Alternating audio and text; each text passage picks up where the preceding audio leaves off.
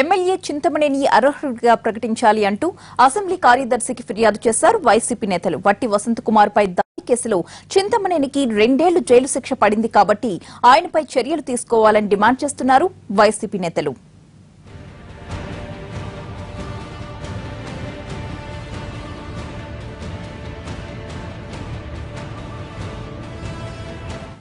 MLA Chintamaneni అర్హుడిగా ప్రకటించాలి అంటూ assembly కార్యదర్శికి ఫిర్యాదు చేశారు వైసీపీ నేతలు. వట్టి వసంత్ కుమార్ పై దాడి కేసులో చింతమనేనికి 2 ఏళ్లు జైలు శిక్ష పడింది కాబట్టి ఆయనపై చర్యలు తీసుకోవాలని డిమాండ్ చేస్తున్నారు వైసీపీ నేతలు.